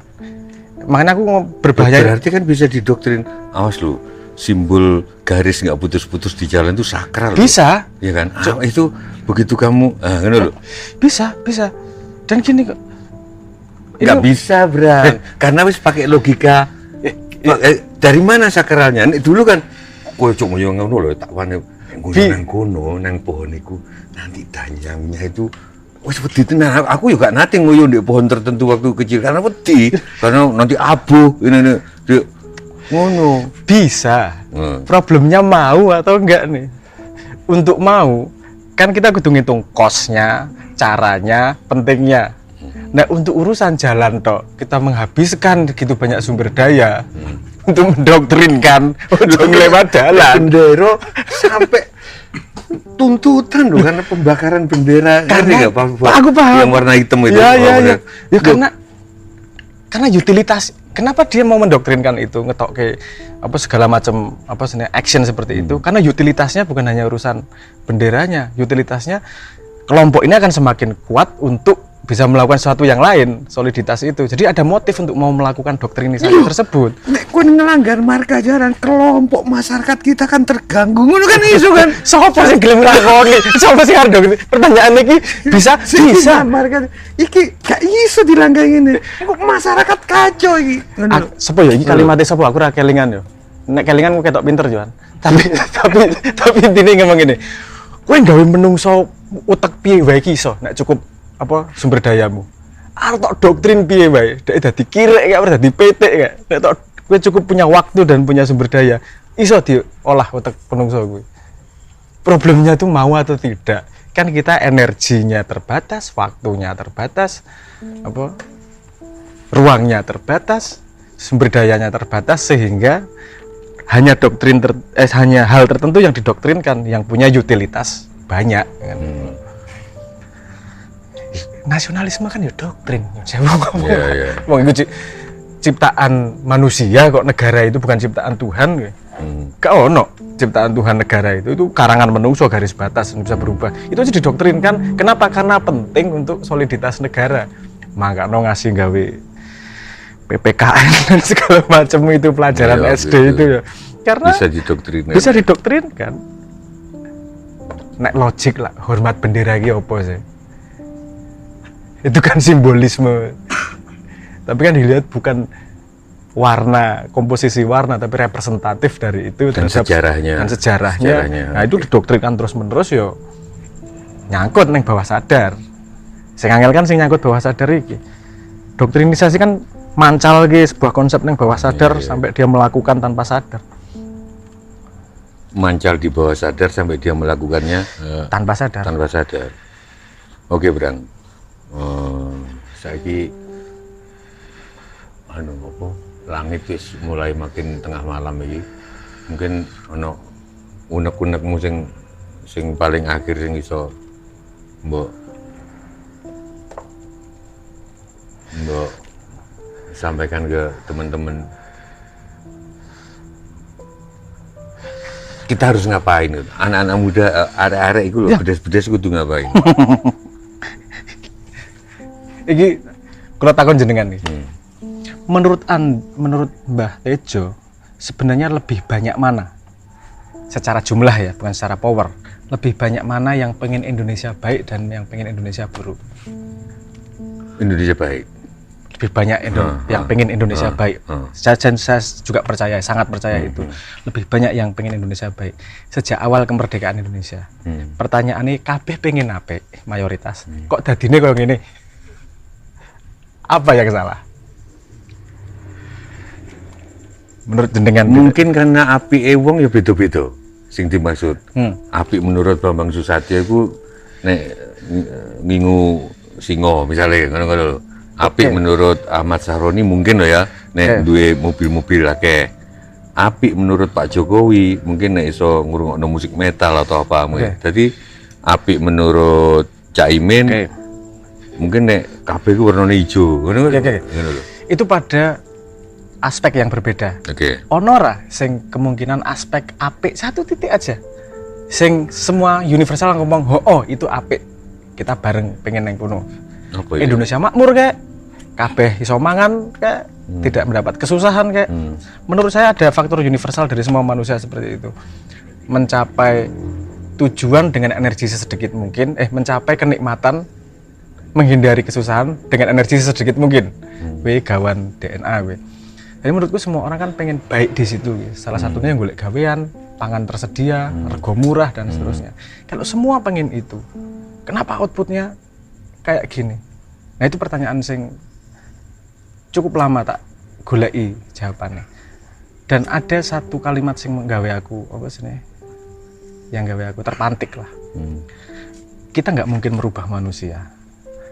Nek arep ngrubah kuwi ora mungkin ngrubah manusia.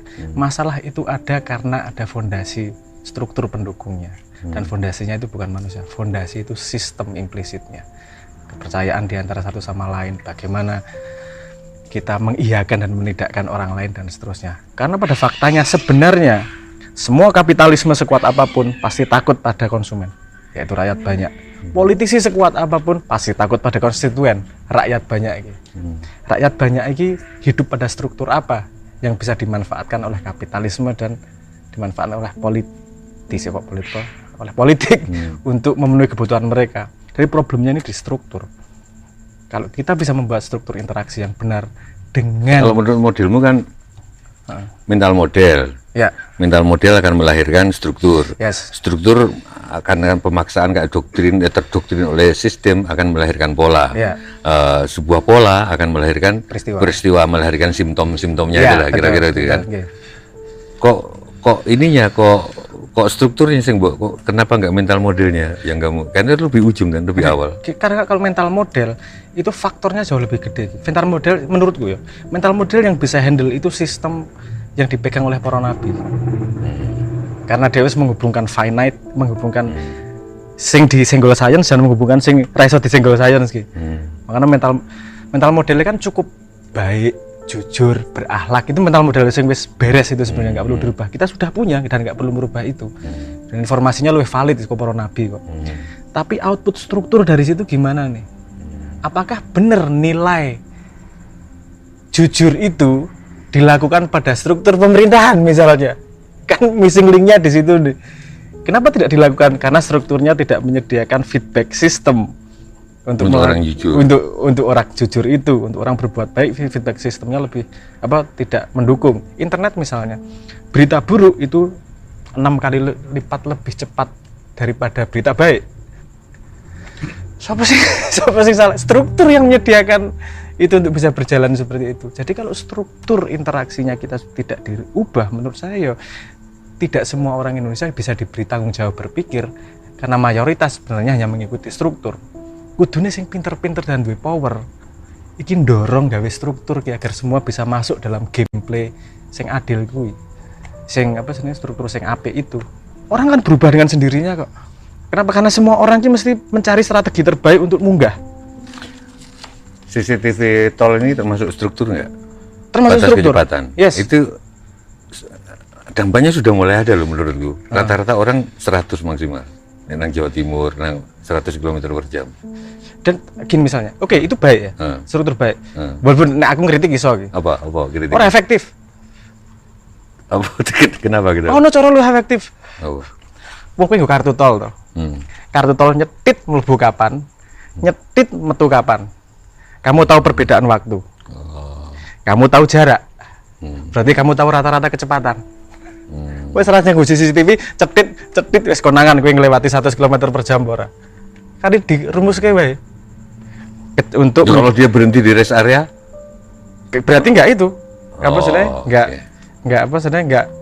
Iki sebenarnya belum diimplementasi ning Belanda. Belanda kuwi apa sebenarnya? Denda. Kuwi langsung cetit wis kena kowe denda piro. Karena dihitung ki pisan waktune. Sesederhana itu, rasa implementasi larang-larang. Ya, tapi kuwi yo apik lah, kayak kuwi yo apik lah. Mosok elek kabeh rek, kuwi yo apik lumayan. Bener-bener ono sing cara luwih murah. Kuwi lho sing aku mangkel pemerintah iki. Sorry yo, nek YouTube. Sama brother. Kuwi duwe dana gede banget. Sebenarnya bisa sangat murah untuk memecahkan masalah nek kuwi ngerti social engineering. Ngerti struktur dari mental model Indonesia, nggawe struktur yang tepat sehingga pola yang terjadi seperti yang diharapkan, peristiwa yang keluar seperti yang tak harapke. Danamu, masya Allah, dana pemerintahnya gede banget tuh. Jadi gini, dana untuk 2024 dikurangi separuh gitu ya. Ya untuk pilpres dan pilkada diganti untuk pembangunan struktur karena mau nggak mau orang harus seperti itu. Nah kalau struktur di gedung bioskop gimana? Supaya orang nggak buka HP. Nggak mungkin juga kan HP ditaruh sebelum masuk ke gedung bioskop. Nggak mungkin juga. Apa menurut supaya orang mau nggak mau harus orang ya ojo nonton bioskop. Gue saya jawab tak aku yo ra iso yo. Maksudnya karena aku tak pikir iku social engineeringnya seperti apa. Aku ini jarang takut deh. Aku jarang nonton bioskop karena males berantem sama orang. Selalu aku pasti mau berantem kan kadang tak tatang gelut. Aku kadang-kadang wis niru bapakmu, aku nggak peduli kowe sholat, aku nggak peduli kowe nang gereja apa. Ning aku sing perlu akhlakmu. Kowe kan duwe akhlak iki. Ngono. Bojoku sampai girap-girap. Jadi aku jarang nonton bioskop. Karena pertama males berantem sama orang, kedua aku nggak tega sama sutradaranya, nggak tega sama pemain-pemainnya. Paham, penghargai itu. Kita orang ngerti sih, syuting itu dari subuh ke subuh loh, gitu. Nah terus apa? Aku tadi harus cerita gini. Struktur itu bukan berarti harus kelihatan seperti apa, tapi ada struktur di dalam kepala. Jadi ono percobaan gini. Uang ki. Piye carane aku nonton bioskop gratis nang endi wae. Gampang carane. Ternyata dhek mlebu nggawa tangga. Terus Tangga nganggo tangga ngene iki. Dadi nglewati ndi monggo. Monggo karena dianggap dandani. Dadi dia melewati semua checkpoint itu. Itu kok bisa terjadi peristiwa seperti itu? Karena ada pola bahwa wong nggawa tangga, nggawa peralatan akan memperbaiki. Strukturnya menyediakan bahwa nek wong perbaiki aja dialangi iki. Sehingga dhek yo mlebu tinggal bleng wae. Nah, untuk sebuah tujuan spesifik tadi itu agar nggak membawa HP, kudu dipikir iki nek takon saiki aku ora duwe jawabane iki. Apa untuk bisa membuat behavior tertentu seperti itu misalnya. Iya. Ya, itu sebenarnya terjadi tahun 70-an. Aku separuh Madura kan. Orang Madura itu kemana-mana bawa pisau. Aku dulu bawa pisau di sepatu. Dulu masih pakai sepatu di kaos kaki itu masih pisau. Nah, terus dilarang di beberapa karena itu berbahaya. Karena itu sombong. Nah, bagi orang Madura, gitu, justru nek kowe gak nggo lating, kowe sombong karena merasa bisa menyelesaikan hal dengan tangan kosong. Piye ngene iki? Justru itu karena rendah hatinya. Iki tenan, Bro. Itu struktur, itu mental apa kuwi? Itu mental model. Oh. Itu mental model nek kuwi. Sama dengan orang Dayak waktu itu pernah nggak boleh bawa kampak ke dalam hutan. Waktu zaman Labuan PH perang laut. Loh, kebudayaan Dayak tertentu itu kemana-mana bawa kampak. Nek enggak apa gitu loh. Dan make sense juga tuh. Jadi itu ini kan masalah sosial ya. Tabrakan antara mental model yang berbeda pada perkembangan zaman. Nah, resiko yang dihadapi juga berbeda. Iki yo mangkano sing bahas kudu wong-wong sing cen paham dan cukup open tentang itu lho. Nah, kita obrolan-obrolan pinggir dalan ki yo dadi teori-teori tok ki ngumingan gitu. Jadi pentingnya golek sapa sing pinter ki nggo bahas ngene-ngene iki lho. Wis urusan peso piye? Aku pengen ngerti argumenmu, diskusi yo tak nonton. Karena tidak ada satu orang pun yang bisa memahami semua hal ya. Di society modern kita tidak bisa lolos dari harus percaya. Pertanyaanku, kenapa kok kamu tertarik fisika sama dengan aku tertarik fisika juga? Walaupun aku persis sebetulnya, karena biologi itu dasarnya juga kimia, dan kimia kalau masuk ke mekanikanya, masuk ke transmisi elektrik, ternyata fisika, dan fisika ternyata dasarnya matematika, kira-kira gitu kan. Nah, kenapa kalau begitu, Brang? Ini terakhir ya. Kok bisa ada ilmu sosial ya? Bukan karena tiap orang beda-beda loh, Bram. Betul. Kok bisa jadi ilmu? Kan ilmu mendasarkan bahwa ada sekedar, ada sesuatu ya apa, ceteris paribus atau apa yang sesuatu yang tetap gitu, konstan. Padahal menurut saya nggak konstan loh. Aku saya ngomong karo anakku gak nyambung loh. Mungkin sudah nggak dengan aku, dengan adikku, gap semakin kecil kan kita udah nggak nyambung ngomong. Dunianya udah beda-beda, bahasanya beda, dialeknya beda, cara ngomong bahasa Indonesianya dia beda. Iki pertanyaan khas cah mental model natural science gitu. Mesti pertanyaannya gini ki. Iya. Itu karena kalau pakai disiplin natural science, ilmu alam, gak masuk akal ilmu sosial itu. Karena dalam ilmu alam kita pakai prinsip itu apa sebenarnya? Reduksionis. Jadi punya asumsi ceteris paribus gitu. Padahal kalau ilmu sosial kan gak mungkin ceteris paribus. Sehingga approach-nya berbeda. Kalau approach natural science itu kan direduksi jadi komponen terkecilnya, kita pahami, kita rekonstruksi jadi sistem besar. Kalau ilmu sosial, ndeloke diwalik. Lihatnya dari sistem yang berjalan dulu. Itu pakai sistem thinking namanya. Jadi sistem thinking itu melihatnya. Tadi itu misalnya kita ngomong mental model, itu penggambaran cara sistem thinking itu. Penggambaran cara sistem thinking. Jadi sistem thinking ini delok sistem itu bukan dari komponen-komponennya. Itu wonge nggak ngomong detail gitu tuh. Tapi ngomong dari relasinya. Nek bapak nesu, bapak sebagai variabel bapak di mana saja misalnya gitu. Nek bapak saka generasi X, si Y terekspos internet, relasinya iki kaya ngopo iki ribute secara mayoritas statistiknya seperti apa. Kita bisa lihat tendensi masalahnya kemudian. Nah, kita tidak terbiasa dengan sistem itu, belum teradopsi ke sini cara berpikir itu. Nah, approach agama sebenarnya kan gitu. Approach agama dari holistik dulu, baru mengetahui sistem. Nah, approach science memang natural science dari komponennya dulu, baru rekonstruksi sistem. Kita butuh dua-duanya, cara pandang itu. Kegagalan dalam tanda petik ya, kegagalan ilmu sosial kan mencoba mendeskripsikan sistem dengan kuantifikasi seperti natural science. Yura masuk akal, angele ra karuan. Loh, enggak, kita sudah tahu. Tapi kok digunakan dan terjadi? Ada ilmu komunikasi, ada dan menteri-menteri juga kadang-kadang dari kebanyakan dari ilmu sosial. Kok bisa jadi ilmu? Itu valid sebagai ilmu menurut saya, valid sebagai ilmu. Dan aku ngomong kalau aku ngomong sistem thinking itu tadi, itu juga bukan karanganku. Itu dari keresahan wong sosial sendiri. Berangkatnya di sekolah Van Bertalanffy sing mencoba menjelaskan evolusi. Evolusi kan tidak bisa dijelaskan pakai sains. Ya, biar percobaan, wong jutaan tahun. Aku orang eksperimen nggak kelihatan nih hasilnya. Makanya dia mendevelop yang namanya sistem thinking. Gimana aku motret evolusi itu tadi sebagai sebuah sistem yang dipahami. Nah ternyata ini bisa dipakai untuk melihat sosial, karena sosial seperti evolusi, berjalan terus, bergerak terus, semua nggak ada ceteris paribus, semua bergerak.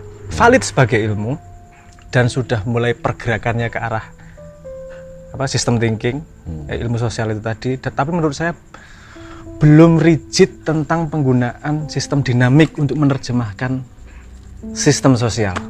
Arahnya ke situ, kayak 5 tahun, 10 tahun sesuai rigid itu. Aku angin nompo Brang. Karena nggak ada konstanta kan. Gimana gitu bisa jadi nggak ada sesuatu gini. Aku karo sampean bedo. Aku bedone nggak, aku tertarik, Mbak. Iya, Haidar Bagir senior kita itu barusan 2 minggu yang lalu ngupload sebuah profesor di Harvard yang setiap tahun menugaskan kepada para mahasiswanya untuk bikin agama baru. Iya. Ternyata nggak ada yang bikin agama baru, yang muncul adalah tafsir-tafsir pribadi-pribadi terhadap agama-agama yang sudah ada. Terus kesimpulan-kesimpulan, jangankan soal ketauhidan, soal ketuhanan, soal yang sama aja, misalkan sholat. Itu pada sama-sama sholat, tiap orang beda-beda. Betul. Ada yang pengen masuk surga, ada yang melaksanakan karena ini perintah, ada yang ini, ada yang itu. Jadi, itu gimana ini bisa jadi ilmu? Sholat wong beda-beda. Gini. Oke, kita masuk ke itu berarti. Yang dimaksud ilmu gitu ya toh? Utilitariannya atau sebagai ontologis ilmu. Ya misalnya gini. Aku mulai gak ngerti, mulai ketok goblok ya. Saya. Ontologis sih berarti ilmu tentang ada kan? Tentang ilmu itu sendiri. Tentang ilmu itu sendiri. Apa gini. Nek science, natural science yang kita ketahui fisika, biologi dan segala macam, itu kan guna utamanya itu kan predictive powernya. Nah aku ngene, kekuatannya saya ini mesti hasilnya ngene iki. Akurasinya bisa sampai 99%. Interpolasi, ekstrapolasi lah, ya sekitar itulah ya. Kita kena iki, wah tadi. Jadi kekuatan utama dari ilmu adalah memprediksi apa yang akan terjadi sehingga kita nggak random amat untuk nyobain. Jadi kalau misalnya tadi pecel kudu nggawe 1000 percobaan untuk satu yang bertahan, dia nggawe 10 wae percobaan. Satu yang bertahan. Nah, social science kalau dia mampu membuat prediksi seperti itu, kan berguna juga sebagai ilmu. Nah, jadi aku titik beratnya bukan pada ilmu apa, tapi utilitarian. Gunanya buat apa? Kalau dia berguna, oke, dikonstruksi sebagai ilmu nggak masalah. Dan gue sih pengen tak dorong ning masyarakat gitu. Gue ndelok wong ki gunane apa? Ora penting gue arep cewek nggo tangan tengen, arep nganggo klambi ireng apa ijo apa segala macam. Nek gue kanggo ning masyarakat, gue mengembalikan ikan ke kolam, pilih deh. Karena dia sudah punya kebiasaan untuk mengembalikan ikan ke kolam. Nek karire njiko iwak terus neng kolam, tok deleh dadi pemimpin. Tangannya wis terbiasa njiko iwak neng kolam. Tok harapkan ngembalikke iwak neng kolam. Ya ora masuk akal. Wong tangane wis terbiasa ngono kok. Piye berang nek kowe nggawe pemetaan, pemetaanmu juga termasuk pemetaan rekam jejak. Jadi hapuskan kampanye. Jadi kampanyenya pemimpin itu ketika ya dia nyambut gawe. Ket mulai tahun kuwi kampanyenya iki lho. Oh, Pak iki. Jadi ndak ada masa kampanye dalam bayanganku. Orang sudah menilai kerja dia sepanjang hidupnya itu. Aku setuju dengan ide itu. Tidak ada kampanye. Karena itu bisa terefleksi dari guna dia di masyarakat. Iya. Tapi ini ngomong implementasi ya. Kalau kita ngomong track sejarah dia. Piye caranya guys sistem nge-track 270 Ya, juta. kan duitnya lah gunanya simbolik apa dibubarno simbolik. Ngono. Iki engko tabrakan karo masalah privacy dan segala macam gitu loh. Tapi gini juga apa? Tapi aku ide itu setuju. Cuman perlu kita limitasi. Aku ora perlu ngerti kowe rabi ping 18. Oke. Aku ora perlu ngerti kowe apa sene lihat urusan pribadimu. Sing penting masyarakat punya testimoni bahwa kamu bermanfaat buat dia. Oh, dia pernah mengembangkan pertanian di sini. Pernah mengembangkan pertanian. Dia pernah ngasih ikan di sana, ya, ikan dalam tanda kutip itu. Itu nggak sempurna, tapi lumayan gue.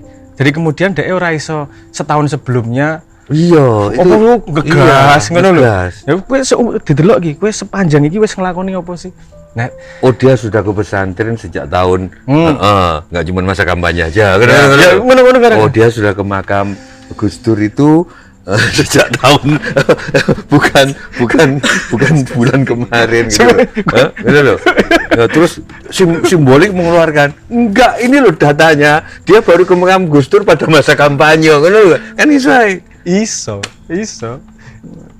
Pada semua sistem struktur baru pasti dihalangi karena sistem lawas.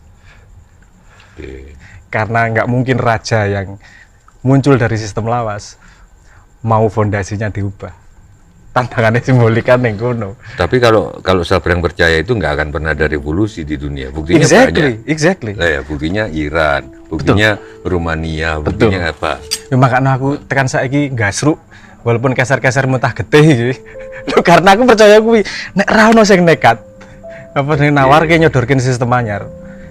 Iki aku nemoni wong akeh banget, nemuin orang banyak dan sistem bagus. Tapi banyak yang terancam. Aku elek-elek ngene ayo dalang kan. Oke. Iku brang. Nek wis pengerawit wis iso, penabuh wis pinter. Iku angel aku arep nggarap. Ngeten lho latihan, mangke latihan sadurunge wayah latihan ping 3 nggih, nggih. Nek nabuh ngaten. Lah ngaten mawon sampun pajeng lho. Ngendihane wis payu lho. Ngono lho. Iku lho. Nah, ini terakhir ya. Aku dipleroki karo Anggoro itu. Ngene. Kameranya panas. Oh, kameranya gak apa-apa. Ngene. Teman-temanku yang ahli fisika modern mengatakan bahwa jauh lebih gampang menerangkan fisika modern ke orang awam daripada orang yang terlanjur kenal fisika klasik. Yes. Coba jelaskan. Ini mungkin itu elasticity ya. Nek kowe wis duwe doktrin nggak ngubah.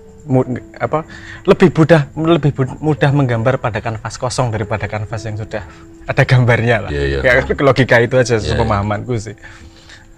Nah, sementara 270 juta ini sudah penggemar fisika klasik bahwa bernegara ini begini, bahwa namanya korupsi diampuni lah kan. Terus kini awakmu terus arep lapo nang ngono kuwi. Selalu ada anomali dalam sebuah society. Walaupun mayoritas kegawa, mesti ono anomali. Tidak ada perubahan sistem kecuali dimulai dari wong-wong iki, pionir-pionir iki. Itu nek teori sederhananya gini, 2,5% pionir, early adopter 12,5%. Kalau kita sudah sampai segitu tipping point, sistem ganti dhewe iki. Angel iki 2,5% karo 12% iki lho. Iki ngoyake. Nek sampai 12% sistem ganti sendiri. Jalan sendiri. Akan berkembang sendiri. Tipping point-nya di situ. 12% dari orang. Nah, paham aku bahwa simbolnya kan sangat susah, tantangannya kan sangat besar, tapi aku nggak tahu ada jalan keluar lain sing hipotesis. Aku ngomong kemarin dengan Pak Wisnu Tama, tolong golekno modal. Mana Wisnu? Golekno modal golek iku ngono lho. Kak, orang kaya dhewe yang punya keresahan itu yang akan merespon hal-hal kok ngene iki dengan serius. Kalau yang sudah punya singgasana, sudah punya tempat yang jelas pada sistem ini dan tidak merasakan keresahannya, ya ngopo. Padha kayak mulu ngerawit wis enak. Apa aku Niki ganti-ganti kok. Ono sing mulih. Mending orang sing belum pernah tahu gamelan. Iya. Wis to, pokoknya iki problem, ayo gasruk. Ya kita butuh mengumpulkan anomali-anomali itu untuk membuat sistemnya melaku dan menuju 12% itu dan tipping point melaku di. Nah itu tantangan nggak mudah. Simbolik ini membuat yang 2,5% itu menjadi 12%. Nah kita kan gawe strukturnya iki. Oke. Kemudian butuh pelakunya iki. Nah, insya Allah iki bulan Juli tak rilis iki. Open web karo aplikasi online aplikasi Android karo iOS. Setelah itu aku kan mubeng ngek training piye. Cara mau pinter cepet piye, cara manage informasi piye, cara mempercayai orang gimana. Salah satunya cara milih pemimpin piye. Tayak-tayakan. Kita lihat buktinya pakai data yang faktual iki piye carane iki. Mungkin yo nggak akan 2 tahun terus kemudian Indonesia beres, nggak juga. Tapi kita paling nggak ada grafik menuju ke sana kan loh, ada arah menuju ke sana. Oke, moga-moga lah. Amin. Tapi apa harus dikunjungi Presiden Janjukers dulu baru bisa rilis itu? Kunjungi bulan Juni, Juli pasti rilis. Iso. Bagaimana?